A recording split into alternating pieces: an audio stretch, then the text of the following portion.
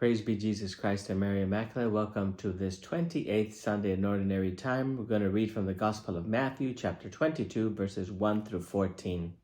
This is the third Sunday in a row that the Gospel presents Jesus in some kind of a confrontation with the leaders of his people. And again, Jesus uses a parable to describe their infidelity of those who have been charged with having a special relationship with God and leading people to a better relationship with their God. And each Sunday's reading has a particular focus. On the 26th Sunday, 3 weeks ago, we read that it is tax collectors and prostitutes that not only will be entering the kingdom of God before the chief priests and the scribes, but they will actually be taking their place in the kingdom of God. Last Sunday's gospel, we read that those responsible for the care and supervision of God's vineyard will also be facing a bad end because they choose to kill and to steal the ownership of the vineyard that is not meant for them to own. And today we are shown the severe consequences of those who refuse an invitation to enter into an eschatological wedding banquet. Those who think that they have something better to do than to rejoice in God's goodness. In the story today, we hear about a king, and the king certainly is God, and it is God who has planned and prepared such a feast. This is the feast of the king. This is the feast of the God. It is his feast. It is his planning. It is his food. It is his meal. It is his menu. It is his celebration. And he invites everyone to celebrate with him. The king certainly is God, right? And his son is Jesus Christ. The servants that the king uses to go and announce the invitees to come and celebrate are the prophets. The prophets or other religious leaders that God has sent and who are at God's service, calling other people to come to this union with God, to come and know and celebrate who God is. This mission has not been easy throughout the history of Israel because the mission has cost many of them their lives. The first set of guests who are originally invited appear to be some very respectable people, some people who were held in high esteem by God. But when the final call came, they already knew of the banquet. Banquets were planned way ahead of time. But people were called when the food was ready. And when the final call came to them, they became too preoccupied with their own concerns that they did not heed the invitation. This culpable negligence, or their culpable indifference, was not insignificant. It had great consequences. Because to refuse the invitation to the king was the same thing as being insubordinate, being a rebel. The people who finally did fill the banquet hall were not the first that were invited. They were all picked randomly. They were street people. They were people invited off of the street. There were no distinction made. The king invited the good and the bad alike. They may not have enjoyed the social status of the first group of invitees, but they did invite and they did accept the invitation.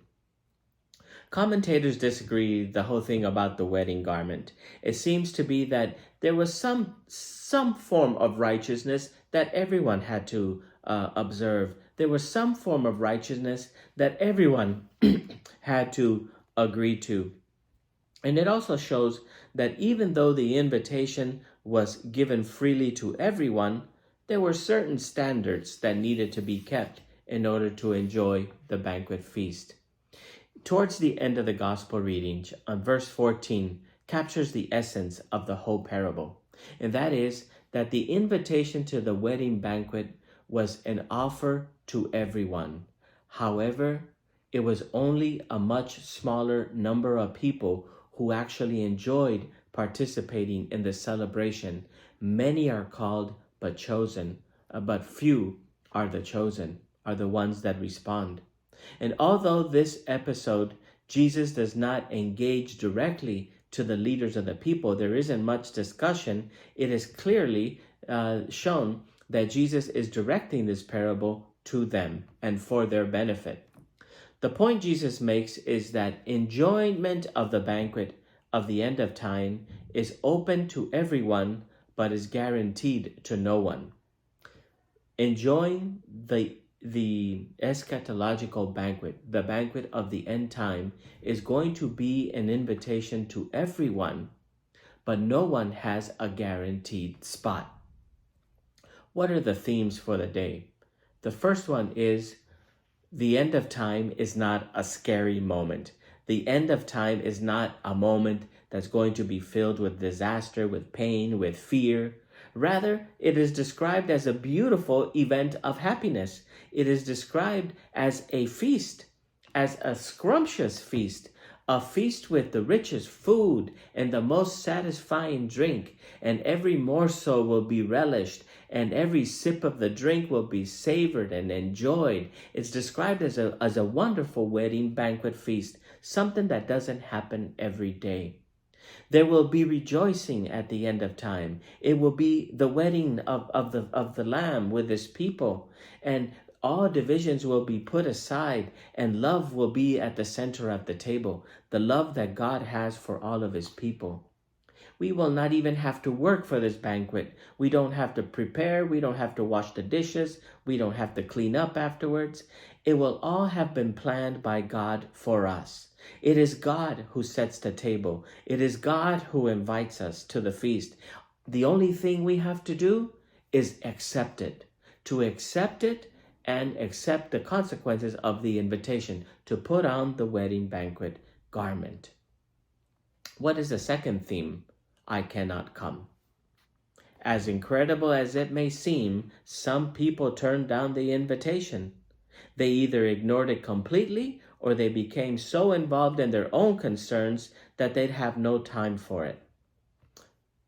Other people actually attack those who have been delivered to send the invitation. This is not a case only in the parable, but it happens also in our world today. An invitation to God's banquet doesn't seem to be as interesting as it was in the past. How quickly we turn away entering into the banquet of Jesus for a concert, for a sporting event, because my children have sports, because I have the garage to clean, because I have a movie to go to, or I have some other social affair. It seems that the wedding banquet, that the Eucharist, is no longer at the center of people's lives, and we so easily ignore it for so many passing things.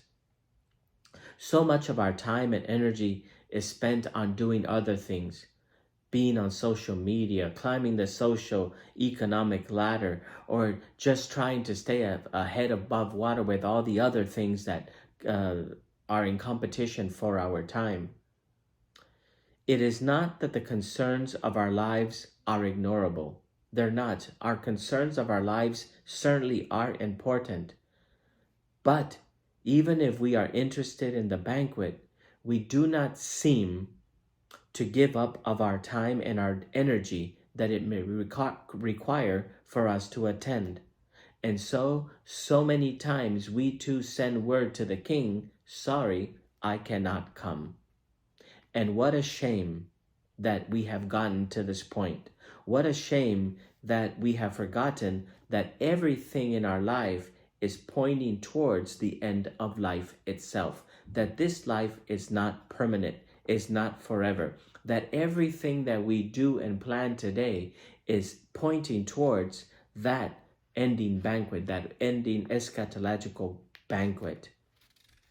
All of our plans, all of our interests, all of our distractions, all of these things will end one day, and only the banquet will remain, and we will have turned down the invitation to that one very last thing that really does count. Third, the guest who cannot come. It is the street people who fill the banquet hall of the feast, and they will be enjoyed by the ones who lack respectability, those who are on the margins, those who aren't afraid of concealing their hunger. They're probably there because there's free food. and they need that free food.